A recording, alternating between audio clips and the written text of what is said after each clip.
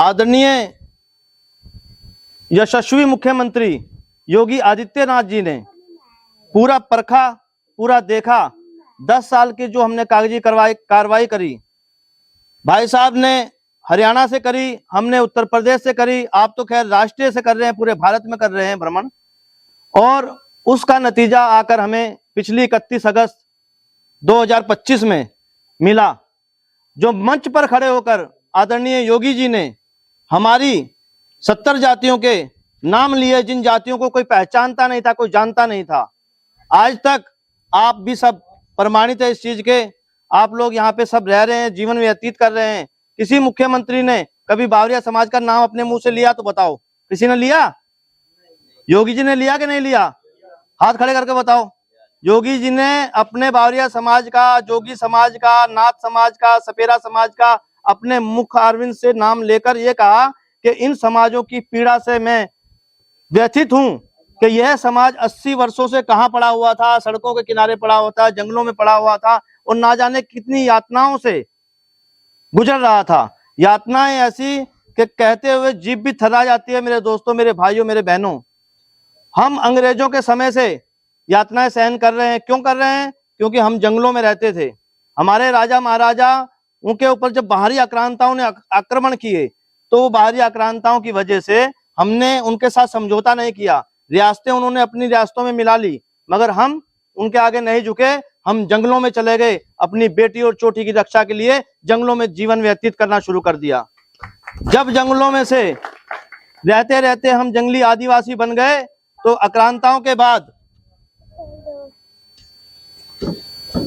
इसको लेके जाओ उधर, आक्रांताओं के बाद भारत देश में ब्रिटिश राज्य स्थापित हो गया। ब्रिटिश राज्य स्थापित होने के बाद अंग्रेजों ने हमारे ऊपर एक क्रिमिनल एक्ट, जरायम पेशा एक्ट नाम का एक काला कानून लगा दिया, जिसके तहत हमें क्या कहने लगे? चोर जाति, लुटेरी जाति, बदमाश जाति।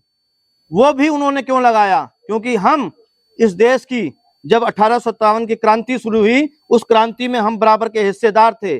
जो क्रांतिकारी इस देश की सेना के लिए लड़ते थे, जो क्रांतिकारी अंग्रेजों के साथ लड़ते थे, उन क्रांतिकारियों को हम हथियार बना के दिया करते थे।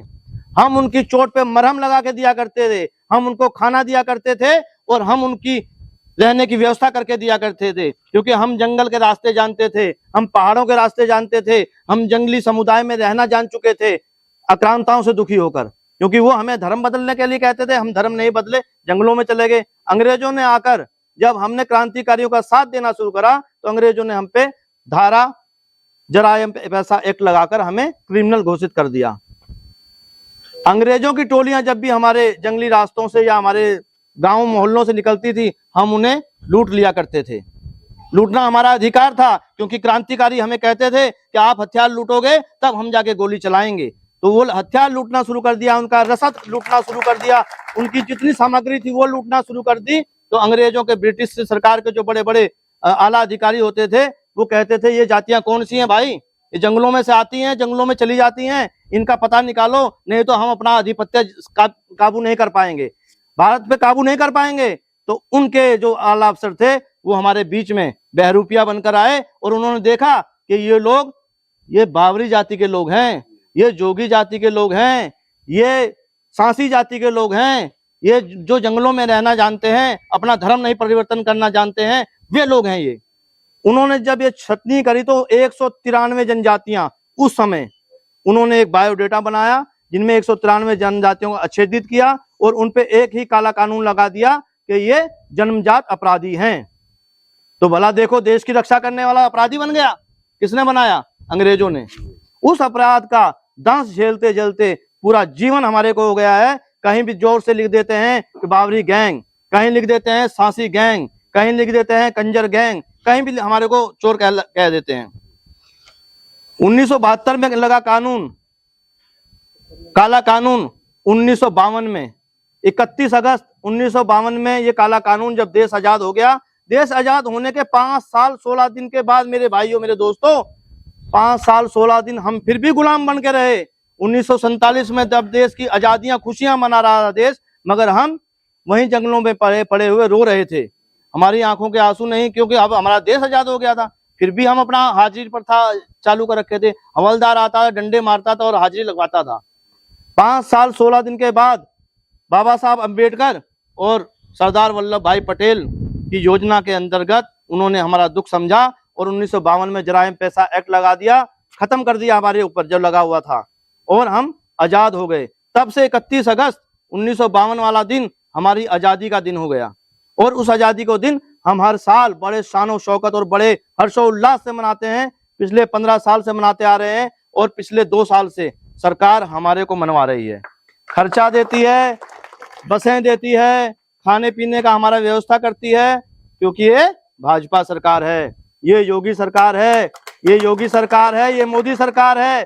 इसलिए हमारे दुखों को उन्होंने वर्णित करके हमें घोषणा की कि 31 अगस्त में आज मैं घोषणा करता हूं, माननीय योगी नाथ जी ने कहा कि आप लोग मुख्य धारा से जुड़ेंगे, और मुख्य धारा से जोड़ने का आपका एक ही मकसद है, आपको एक अलग बोर्ड बना के दे रहा हूं जिसका नाम घुमंतू बोर्ड रखा गया, और घुमंतू बोर्ड की रचना शुरू हो गई है। उसमें सिर्फ हमारी उत्तर प्रदेश की 75 जातियां आएंगी।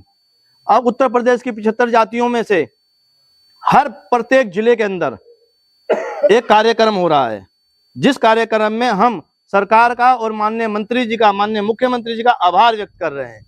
उस आभार में की कड़ी में शामली जिला में तारीख 14 दिसंबर में एक भव्य सुंदर बहुत बड़ा कार्यक्रम होना जा रहा है, जिसके आयोजक हमारे बीच माननीय सुभाष चंद्र जोगी जी हमारे बीच में बैठे हुए हैं। इन्होंने प्रयास किया, मुख्यमंत्री जी से समय लिया, उन्होंने एक अपने मंत्री जी को असीम और समाज कल्याण विभाग समाज कल्याण अधिकारी जो हमारे बीच में 14 तारीख में पहुंच रहे हैं। तो मेरी विनती है कि भाई के हाथों को, मेरे हाथों को, इस समाज के हाथों को मजबूत बनाने के लिए आप लोगों को 14 तारीख में बढ़ चढ़ के हिस्सा लेना है। उस रैली को लेंगे कि नहीं लेंगे आप लोग? आपका काम हुआ कि नहीं हुआ? योगी जी ने इतना बड़ा एहसान किया कि नहीं किया? आपको घुमंतू बोर्ड में डाल दिया। घुमंतू बोर्ड की विशेषताएं मैं बता दूं थोड़ी सी, क्योंकि अब वक्ता बहुत हैं, वक्ता सभी बताएंगे, क्योंकि प्रोग्राम का संयोजक मैं कर रहा हूं तो थोड़ा समय मुझे ज्यादा ले रहा हूं, माफी चाहता हूं। घुमंतू जनजाति बोर्ड का आपको क्या लाभ होना वाला है? कैटेगरी ये 4 होती हैं आरक्षण की। आरक्षण का तो पता है सभी को, एक आरक्षण होता है सरकार द्वारा दिया हुआ, उसमें 4 कैटेगरी होती हैं, जनरल, ओबीसी, एससी और एसटी। 4 कैटेगरी। जनरल के लिए बहुत ज्यादा मेहनत करनी पड़ती है, बहुत ज्यादा पढ़ना पड़ता है जब किसी नौकरी पे आदमी जाता है, क्योंकि वे पहले से संपन्न हो चुके होते हैं। ओबीसी के लिए उससे कम आरक्षण होता है, कम उनको मेहनत करनी पड़ती है, वो और थोड़ा कम मेहनत करनी पड़ती है। एससी समाज के लिए थोड़ी और उसमें रियायत मिल जाती है, मकानों में, घर में, पढ़ाई में, शिक्षा में, स्कॉलरशिप में।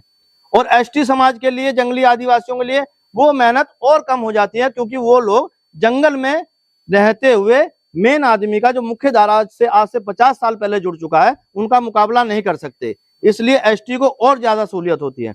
अब एसटी के बराबर का ही आपका ये घुमंतू बोर्ड बन रहा है, जिसमें आपको आरक्षण अलग से, आपका बजट अलग से, आपको स्कॉलरशिप अलग से, आपके बच्चों की पढ़ाई अलग से, आपके विद्यालय अलग से, बहुत कुछ आपको अलग एक चीज में देने जा रही है सरकार, जिसमें कि हम जो 50 साल से पढ़े लिखे हैं, जिनके बाप जज बन गए, जिनके माँ बाप विधायक बन गए, जिनके माँ बाप मंत्री बन गए, उनका मुकाबला क्या हमारा बच्चा कर सकेगा? आदरणीय कुछ कर सकेगा? नहीं कर सकेगा। हम मुकाबला जब भी कर सकेंगे कि कुछ थोड़ा क्यों हमारे को रियायत मिले। तो उस रियायत के तहत सरकार ने हमें घुमंतू बोर्ड में डाल के हमारे ऊपर ये बहुत बड़ा एहसान किया है। और फिर पुनः प्रार्थना करना चाहता हूँ कि आने वाले 14 तारीख में अपने आप को, जो हमें हमारे समाज को ये तोहफा मिला है, उसका धन्यवाद करने के लिए हम माननीय मंत्री जी का स्वागत करेंगे, भाई साहब का के हाथों को मजबूत करेंगे। सभी 14 तारीख में ज्यादा से ज्यादा